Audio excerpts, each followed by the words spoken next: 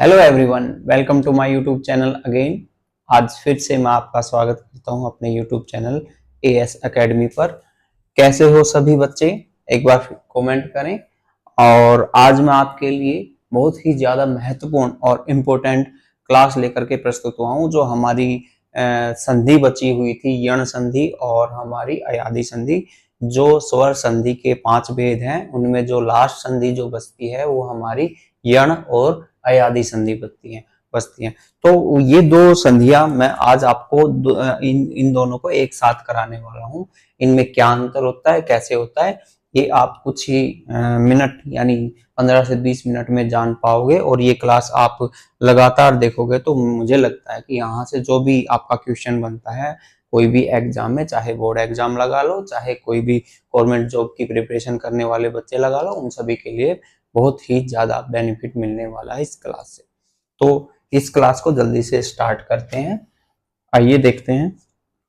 देखो, पहले मैं आपको बता दूं कि संधि किसे कहते हैं। संधि दो वर्णों के योग से होने वाला जो परिवर्तन होता है या बदलाव होता है, उसी को हम संधि कहते हैं। संधि के 3 भेद होते हैं मूल रूप से। संधि के 3 भेद कौन कौन से? पहला भेद जो होता है हमारा वो होता है स्वर संधि, दूसरा होता है हमारा व्यंजन संधि, और तीसरा होता है हमारा विसर्ग संधि।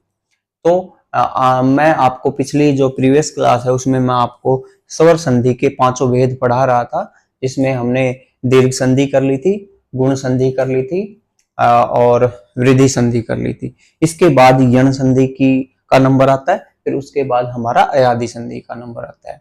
तो ये क्लास अगर आपने बिना स्किप किए हुए देखी तो मैं समझता हूँ आप अच्छे से इसको जान पाओगे। और जहां कहीं भी आपको समझ में क्लास नहीं आएगी तो एक बार फिर से इसको रिवाइज करके जरूर देख लेना। तो आइए स्टार्ट करते हैं जल्दी से इस क्लास को। ये किसके भेद हैं दोनों? सबसे पहले ये है स्वर संधि के, हमारे किसके? स्वर संधि के। आपको आई थिंक ऊपर से दिख नहीं रहा होगा, तो कोई बात नहीं, ये स्वर संधि मैं आपको बता देता हूँ। स्वर संधि के भेद हैं जो लास्ट है। तो यण संधि, देखो यण संधि आपको दिखाई दे रहा होगा। यण संधि का मतलब क्या होता है, अर्थ क्या होता है, ये आप कमेंट करके मुझे बताएंगे, फिर मैं आपको बताता हूँ यण संधि किसे कहते हैं। आइए इसको जानते हैं। इसमें क्या होता है, देखो ई या ई, यहां मैंने लिखा, मैं मार्कर चेंज करता हूं, मैंने यहां लिखा है ई या ई, ई या बड़ी ई, ऊ या बड़ा ऊ या बड़ा ऊ, है ना, री। ये है हमारी यण संधि। इसमें क्या होता है, ई का योग, ध्यान से देखें इधर, ई हो या बड़ी ई हो या दीर्घ ई हो, उसका योग, उसका जोड़, उसका धन किसी अन्य असमान स्वर के साथ हो जाए। किसके साथ? ई या बड़ी ई का योग किसी अन्य यानी ई और ई को छोड़ करके अन्य असमान स्वर के साथ हो जाए।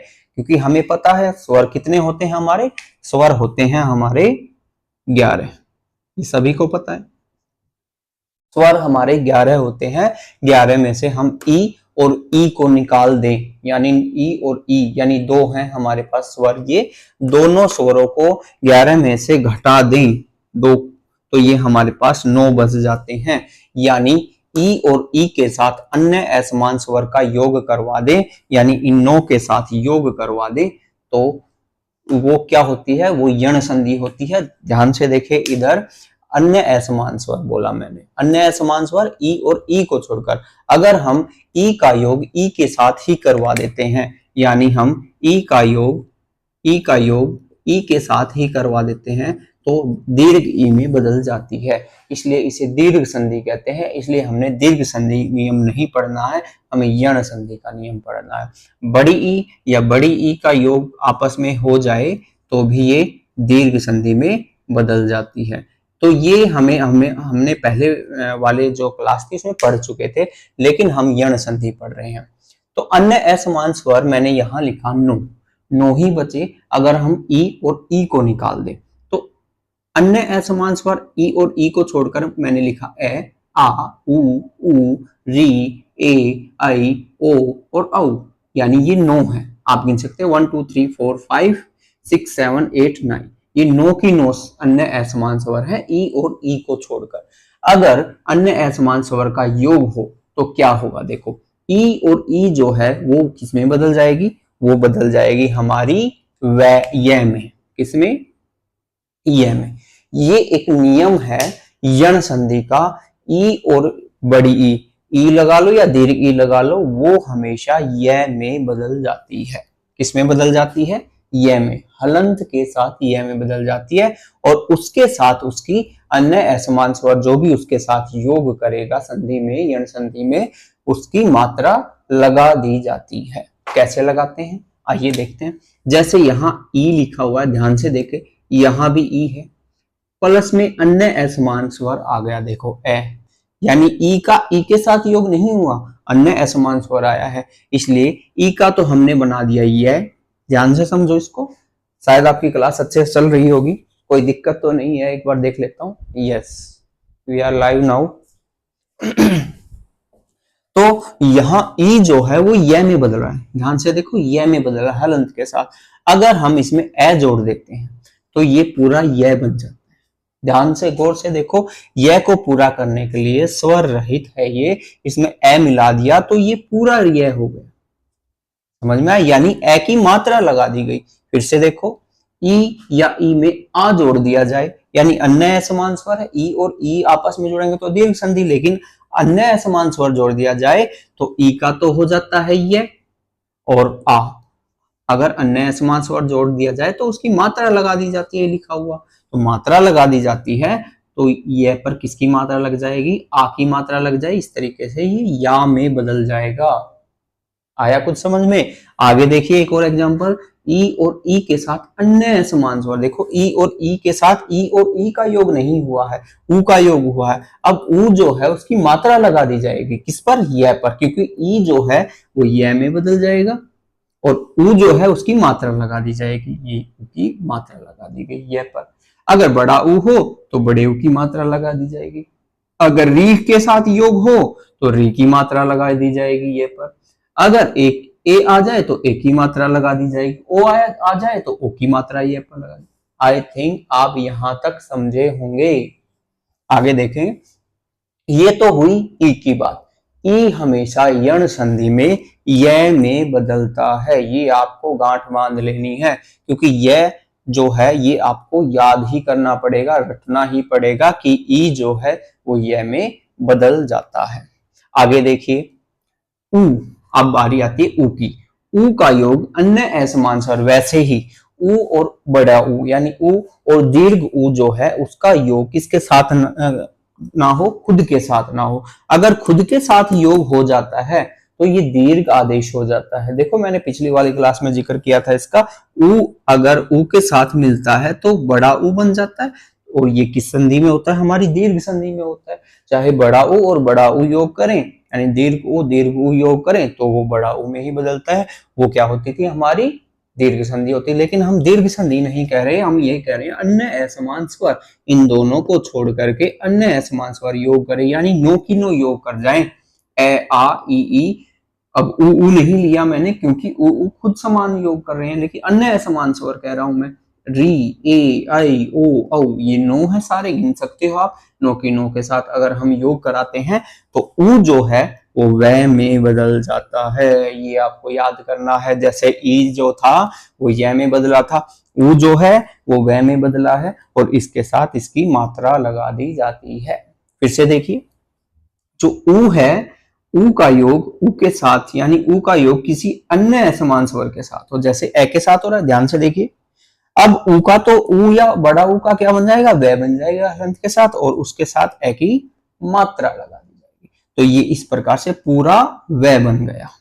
इसी प्रकार ऊ और ऊ का योग आ के साथ, यानी अन्य समान स्वर के साथ करवा दिया यहां, तो वह ऊ का तो वह हो गया और आ की मात्रा लगा दी गई, इसी प्रकार से ये वाह बन गया। आगे देखिए, ऊ और ऊ के साथ ऊ का योग करवा दें, ऊ का योग नहीं होगा क्योंकि अन्य असमान स्वर के साथ लेना है हमें। अन्य असमान स्वर के साथ योग करेंगे, जैसे कि जैसे मैं के साथ किसके साथ कर देते हैं, ई के साथ कर देते हैं, ई के साथ कर दे, चलो बड़ी ई के साथ करके देख लेते हैं। तो जो ऊ जो है वो वे के साथ बदल जाएगा, और जो ई की मात्रा लगी थी इसकी मात्रा लगा दी जाती है, और मात्रा जो होगी ये कैसी होगी, वी, बड़ी ई की मात्रा एस हो गई। यानी अन्य असमान स्वर कोई भी आ जाए उस पर उसकी मात्रा लगा दी जाती है। तो आई थिंक आपको यहां तक समझ में आया होगा। ई और ई जो है वो य में बदलता है, उ और उ जो होता है वो वह में बदलता है। अब आता है लास्ट हमारे पास री। अगर री का अन्य असमान स्वर के साथ योग करा दे, यानी कि जब मैं री लिखूं और उसके साथ री का ही योग करवा दूं तो वो दीर्घ आदेश हो जाता है, बड़ी री में बदल जाता है। और दीर्घ आदेश री जो है हिंदी में प्रचलित नहीं है, इसलिए हम इसको वैसे तो दीर्घ संधि में पढ़ते हैं लेकिन हम हिंदी में नहीं पढ़ते हैं। वैसे तो री का अन्य असमान स्वर, यानी री का री के साथ ना करवा के अन्य असमान स्वर दो हैं। अब देखो हमारे पास स्वर कितने थे, 11, 11 में से एक निकाल दिया तो 10 ही तो बचे। अब मैंने यहाँ 10 लिखा, 10 के साथ यानी रे। देखो यहाँ री जो है वो रे में बदल जाता है। किस में बदल जाता है? रे में। और उसके साथ उसकी मात्रा लगा दी जाती है। जैसे री है के साथ ए मिल जाए तो री का तो हो जाएगा रे, और ए मिल करके इसमें पूरा रे बन जाता है। यानी रे जो है वो हलंत सहित है, हलंत सहित है। री के साथ अगर आ का योग करवा दिया जाए तो री जो है वो रे में बदल जाएगा और आ की मात्रा है उस पर लगा दी जाएगी। इस प्रकार से रा में बदल गए। आई थिंक आपको ये वाली संधि जो यण संधि है ये आपको समझ में आई होगी और बहुत अच्छे से समझ में आई होगी। यहां से हम इसकी परिभाषा भी निकाल सकते हैं। कैसे? ई या ई, उ या उ व री का अन्य असमान स्वरों के साथ योग होता है तो ये क्रमशः य, व और रे में बदल जाते हैं और अन्य असमान स्वर की मात्रा उनके साथ लगा दी जाती है। इसे ही हम यण संधि कहते हैं। ये तो हुई एक नियमों की बात, लेकिन मैं अब आपको एक एक एग्जाम्पल के साथ समझा देता हूं ताकि आपको और अधिक अच्छे से समझ में आ जाए। जैसे कि मैंने लिखा, यहां देखिए एक बार, मैंने लिखा अत्यधिक। क्या लिखा? अत्यधिक। क्या लिखा? अत्यधिक। इसमें कौन सी संधि है और इसी नियम से बन रहा है। ये देखो, अति प्लस अधिक। इससे आप अंदाजा लगा सकते हो, अपने नियम को और प्रगाढ़ और अच्छे से समझ सकते हो। यहां से तो अच्छे से समझना है इस नियम को। जैसे देखो, अत्यधिक जो है अति प्लस अधिक के योग से बना है अत्यधिक। अगर हम संधि का योग करते हैं, संधि विच्छेद करते हैं तो अति प्लस अधिक से अत्यधिक बना है। तो इसमें हम देखें, जो तय है वो आधा कर दिया हमने, इसके साथ ई जो मिला हुआ है वो हमने निकाल दी, बड़ी ई। प्लस में ए है, प्लस में अधिक है। समझ रहे हो? यहां जो मैंने लिखा है यहां ए भी जुड़ा हुआ है। अब संधि इनके बीच हो रही है, ई के योग में दिख रहा है आपको। ई जो है वो किस में बदल जाती है? ई जो है वो यण संधि में किस में बदल जाती है? ई जो है वो य में बदल जाती है। मैंने इसको य में बदला हलंत के साथ, प्लस में इसमें ए जोड़ दिया तो ए जोड़ने से ये य पूरा हो जाएगा या नहीं, मुझे बता दीजिए। अब इस प्रकार से ए का ए लिखा मैंने, आधा तय का आधा तय लिखा और धिक हमारे पास इधर पहले से बचा हुआ है। इस प्रकार से ये अत्यधिक हमारे पास आ गया। आई थिंक आपको ये एग्जाम्पल अच्छे से समझ में आया होगा और आप इसको लिख भी सकते हो, इसके नोट्स भी बना सकते हो। अब आगे देखिए, एक और आता है हमारे पास, ऊ का एग्जाम्पल और ले लेते हैं, स्वागत। क्या ले लेते हैं? स्वागत। स्वागत, सु प्लस आगत। अब इधर देखिए, स्वागत जो है सु प्लस आगत से बना है, सु प्लस आगत के योग से बना है। अगर हम इसका संधि विच्छेद करते हैं तो देखो, से जो है वो आधा हमने यहां निकाल लिया, ध्यान से देखिए, से हमने आधा निकाल लिया, प्लस में ऊ हमने यहां से निकाल लिया, प्लस में आ यहां से निकाल लिया और प्लस में गत लिखा हुआ है। ध्यान से देखिए और समझिए इसको, बहुत ज्यादा बेनिफिट मिलेगा आपको। से तो है हमारा आधा, हमने लिख दिया। जो ऊ है वो हमारा किस में बदल जाएगा? जल्दी बताएं, कमेंट करें। देखो, ऊ जो है वो हमारा वे में बदल जाएगा, आधे वे में, यानी हलंत के साथ, लेकिन इसके साथ स्वर जुड़ा हुआ है, इसलिए ये पूरा हो गया। आ की मात्रा लगा दी स्वा, और गत यहाँ बचा हुआ है, इस प्रकार से स्वागत। आई थिंक आपको स्वागत समझ में आया होगा। यस या नो? यहाँ से फिर से आपको समझ में नहीं आया तो एक बार क्लास को फिर से रिवाइज करके पीछे करके देख सकते हैं और अच्छे से समझ सकते हैं। आगे देखिए, पित्राज्ञा। एक एग्जाम्पल और लास्ट ले लेते हैं ताकि आपको समझ सके। पित्राज्ञा, पितृ प्लस आज्ञा। ये लास्ट एग्जाम्पल फिर से देखिए, ये लास्ट एग्जाम्पल है और ये किसका संधि का है? यण संधि का है, पित्राज्ञा। देखो हमने ये जो पितृ प्लस आज्ञा है इसके योग से क्या बना है? पित्राज्ञा बना है। इसको अगर हम संधि विच्छेद करते हैं तो पितृ प्लस आज्ञा आता है, तो पी का पी लिखा, यस या नो? तय जो है वो, तय जो है जैसे त्रय जो है आधा तय प्लस रे के योग से बना है, रे के योग से बना है। ठीक है, मैं इसको पूरा ही लिख देता हूं अभी। पित्रा प्लस आज्ञा, पितृ प्लस ये इधर क्या है? आज्ञा, और यहाँ री भी है, यहाँ ध्यान से देखें, यहाँ री आ गया प्लस आ गया और प्लस किया। इस प्रकार देखिए आप, जो रे है वो री के साथ किस में बदल जाता है? रे में बदल जाता है। री जो है वो रे में बदल जाता है, तो ये तय और रे मिलकर के पै का पै रहा, यहाँ पी का पी रहा, यहाँ सेम लिख दिया, और तय और रे को मैंने त्रय लिख दिया क्योंकि हमने वर्ण विच्छेद में तय और रे को त्रय लिखा था। एक बार वर्ण विच्छेद वाली क्लास देखेंगे तो आपको समझ में आ जाएगा। अब यहाँ जो है इस पर मात्रा किसकी लगी? आ की मात्रा लगी, तो त्रा बन गया, और लास्ट में क्या बचा हुआ है? ज्ञा बचा हुआ है। इस प्रकार से पित्राज्ञा बन गया। अगर आपको कंफ्यूजन है तो फिर से आप इसको समझ सकते हैं। मैं एक क्लास आपको सामने सिर्फ और सिर्फ संधि विच्छेद की लेकर के आने वाला हूं, सिर्फ और सिर्फ स्वर संधि विच्छेद की। तो आइए इसमें आगे चलते हैं, और अगली जो हमारी संधि है, आई थिंक 10 मिनट के अंदर हमने यण संधि कंप्लीट कर ली है, 10-15 मिनट के अंदर। अब हमारी आती है अयादि संधि। आइए जल्दी से अयादि संधि के बारे में भी बहुत अच्छे से समझते हैं। देखिए अयादि संधि, अयादि संधि का मतलब क्या होता है? यहां देखिए, ए प्लस कोई भी स्वर, ए के साथ वहां क्या था? अन्य असमान स्वर, यानी ए का ए के साथ योग कर सकते हैं, यहाँ ए का ए के साथ योग कर सकते हैं, वहां ई का ई के साथ योग नहीं कर सकते थे क्योंकि वो दीर्घ संधि थी। यहाँ ए का ए के साथ योग कर सकते हैं क्योंकि यहाँ लिखा हुआ है कोई भी स्वर। कोई भी स्वर का मतलब 11 की 11 स्वर, ऐसे लेकर के ज्ञ तक, सॉरी ऐसे लेकर के जो हमारा लास्ट जो स्वर है औ तक, वहां तक कोई भी 11 स्वर। यानी ए जो है वो किस में बदल जाता है ये आपको याद रखना है। यहाँ आपको, जैसे यहाँ आपने याद रखा ई का यह हो गया, ऊ का वह हो गया, री का रे हो गया, यहाँ आपको याद रखना है ए का क्या बन जाएगा? आई बन जाएगा। क्या? आई,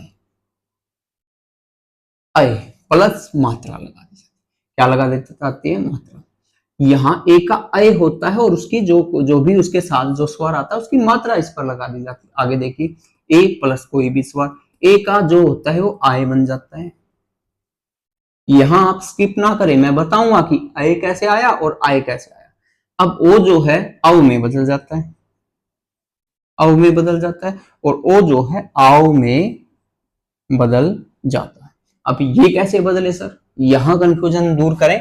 जो ए था हमारा, ए जो है अगर हम ए में ई जोड़ें, देखो यहां मैंने ए के साथ ई जोड़ा, ई जो है वो यण संधि में, यण संधि में ई जो है वो किस में बदला था? बोलिए, ई जो है य में बदला था। इधर देख सकते हैं ई य में बदला था, तो हमने ई का य में बदल दिया, ए का ए रहा। इस प्रकार से इसमें हमने योग किया तो आय में बदल गया। ध्यान से समझ लें इस बात को, ए के साथ ए का ए रहा, ई का हमने यह बदल दिया था यण संधि में, इस प्रकार से आय में ये बदल गए।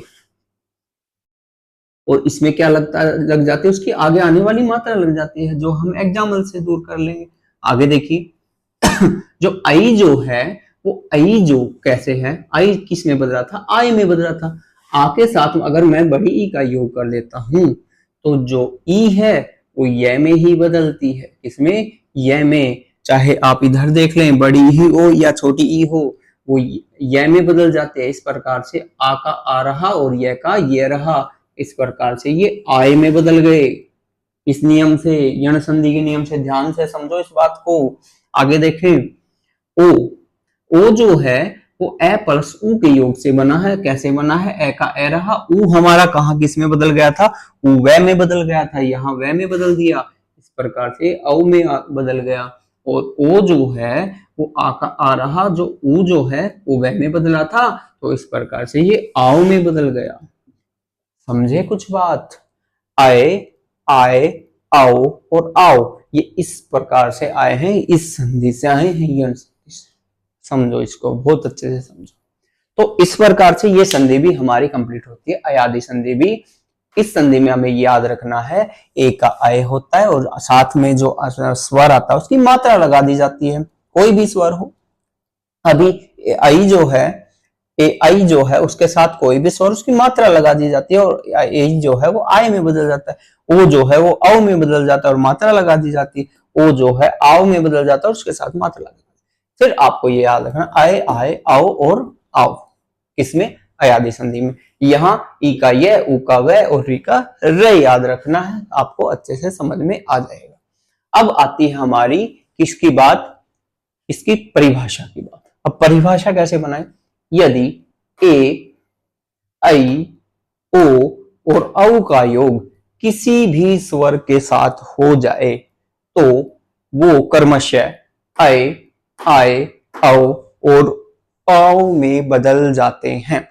और साथ आने वाले अन्य असमान स्वर, कोई भी स्वर की मात्रा लगा दी जाती है, उसे ही हम अयादि संधि कहते हैं। आई थिंक आपको ये बात भी, ये परिभाषा भी इसकी समझ में आई होगी। अब आती है इनकी बात किसकी? जो क्या बोलते हैं, उदाहरण की। नयन, हम लेते हैं नयन। क्या ले लिया हमने? नयन। नयन, नयन जो है ने प्लस अन से बना है। इससे बना है, ने प्लस अन से बना है। यहां जो न है वो हमने न निकाल लिया हलंत के साथ, और प्लस में ए यहां जुड़ा हुआ है, प्लस में ए है, प्लस न है।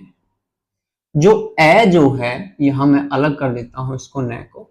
जो ए जो है, ए देखो, ए जो है वो आय में बदल जाता है। किसमें? आय, यहां लिखा हुआ आय, आय में बदल जाता है और साथ आने वाले की मात्रा लग जाती है, यही तो लिखा हुआ है। तो न का न लिखा हमने, ए का किस में बदल गया? यानी ये हलंत के साथ था, तो इस ये ए जुड़ने से क्या हो गया? ये न पूरा हो गया। और ये हमारे पास यानी ए जो है वो य में बदल गया, क्योंकि ये पूरा हो गया इसके साथ मिलने से ए, और न का न। इस प्रकार से ने प्लस अन नयन में बदल जाता है। फिर से आपको अगर समझ में नहीं भी आया तो आप एक बार इसको रिवाइज करके देख सकते हैं, एक बार अपनी वीडियो को पुश करके भी देख सकते हैं। आगे बात आती है हमारी अयादि, सॉरी, एक एग्जांपल और लेता हूं, आई का नायक। नायक मैंने ले लिया, नायक, गायक। ये एग्जाम्पल जो मैं ले रहा हूं ये काफी इंपॉर्टेंट है और हर किसी ना किसी एग्जाम में आए जरूर है। ने प्लस अक, ने प्लस अक, है ना? गे प्लस अक, इसको समझे। गे प्लस अक, ने प्लस अक। देखो यहां जो है आई में बदल जाता है। जो आई जो है, हमने आई यहां निकाल लेंगे तो ये किस में बदल जाएगा? इसकी मात्रा में, यानी आय की मात्रा में, और साथ आने वाली जैसे ए आया है इसकी मात्रा लगा दी जाएगी। इसको ध्यान से समझे, वैसे ही जैसे कि हमने ऊपर वाला समझा था। तो ये क्वेश्चन मैं आपके लिए छोड़ रहा हूं। आगे देखिए, जैसे मैंने लिखा भवन, भवन, आगे वाला भवन, एक एग्जांपल ये लिखा भवन, जैसे भू प्लस अन, भो प्लस अन लिखा। क्या लिखा? भो प्लस अन। जैसे मैंने लिखा पावन, पावन कैसे लिखेंगे? पावन को कैसे करेंगे? पो प्लस अन, पावन। इसी प्रकार हम लास्ट एग्जांपल लेते हैं नायक, नायक, और एक और ले सकते हैं गायक, गायक, नायक, गायक। इसमें आ जाएगा ने, नो प्लस अक, और गो प्लस अक। यहां ध्यान से समझने की आपको आवश्यकता है। वो प्लस अन। देखो यहां अगर हम इनकी बात करें, जैसे नयन सबसे पहला एग्जांपल, तो नयन बोलेंगे तो अय की ध्वनि आ रही। कहां? अय और ये में। नयन, क्योंकि नय में ए जुड़ा हुआ है, यहां यह बोला जाए नयन। आगे देखें गायक, सॉरी नायक, नायक, आयक, आय, आया, नायक आय, और गायक, गायक आ, आयक, गायक आय, आया गायक। इसी प्रकार से भवन, भवन में भव, भवन, भवन, जैसे भो प्लस अन, भवन, आओ की ध्वनि आ रही, भवन। पावन, पावन आओ, पावन आओ, पावन आओ। इसी प्रकार से नायक, नायक ना, गायक ना। इस प्रकार से जो ध्वनि आ रही है उसको आप अच्छे से समझ सकते हो कि ये ध्वनियां सिर्फ और सिर्फ अयादी संधि में आती हैं। और इसके अलावा जो मैं आपके सामने एक पूरी, जिसको बोल सकते हैं स्वर संधि के जितने भी एग्जाम्पल बनते हैं, 100, 200, 500 जितने भी क्वेश्चन बनते हैं, वो मैं आपके सामने लेकर के आने वाला हूं जल्दी। उसमें हम सारे डाउट क्लियर कर लेंगे। बाकी आपको नियमों के बारे में जो जानकारी मिली वो आपको कैसी लगी, एक बार कमेंट करके जरूर बताएंगे। और इसको क्लास को अगर आपको थोड़ी बहुत भी कहीं आपको समझ में नहीं है, उसको रिवाइज करके जरूर देख लें। मैंने आज सिर्फ और सिर्फ नियमों पर बात की है। कल हम इसके जो एग्जाम्पल है, उदाहरण हैं, जो प्रीवियस ईयर क्वेश्चन यानी प्रीवियस ईयर एग्जाम में, गवर्नमेंट जॉब के एग्जाम में या फिर आपके स्कूल एग्जाम में जहां भी आए हैं, वो सारे एग्जाम्पल मैं आपके सामने लेकर के रखने वाला हूं। तो यहाँ आपको अच्छे से समझ में आया होगा और यहाँ भी आपको समझ में आया होगा। मैं फिर से एक बार रिवाइज कर देता हूँ। यण संधि में ई का यह बन जाता है, ऊ का वह बन जाता है और री का रे बन जाता है। आपको ये याद रखना है, यह, वह और रे। ई का यह, ऊ का वह, री का रे। आगे चलते हैं। ए का आय बन जाता है, ए का आय बन जाता है, ओ का औ बन जाता है और औ का आओ बन जाता है। आय, आय, औ, आओ, प्लस में उसकी सामने उसके साथ आने वाली स्वर की मात्रा लगा दी जाती है, जैसे हमने यहाँ इसके इस पर इसकी मात्रा लगाई थी, इस प्रकार से। और मैंने आपको ये भी समझाया कि ये किस प्रकार से बने हैं। तो आई थिंक, मैं समझता हूं आपको यण संधि और अयादी संधि में अंतर भी पता चल गया होगा और दोनों की परिभाषा भी मैंने आपके सामने रख दी है। इस प्रकार से आप इन दोनों में अंतर स्पष्ट कर सकते हैं। तो इसी के साथ मैं आज की क्लास को विराम देता हूं। और जो आपको अगर ये क्लास अच्छी लगी हो तो इसको शेयर करें और अपने जो साथी हैं, मित्र जो हैं, उनके साथ शेयर करें और उनको कहें और बताएं कि मतलब जो अब अगर आपको अच्छी लगी हो तो ये क्लास अधिक से अधिक शेयर करें, लाइक करें, कमेंट करें और सब्सक्राइब तो बनता है अगर आपको अच्छी लगे तो ये क्लास। तो आई थिंक आपसे विदा लेता हूं मैं आज इसी के साथ। और जय हिंद, जय भारत। आगे वाली क्लास में हम और अच्छा करेंगे। धन्यवाद।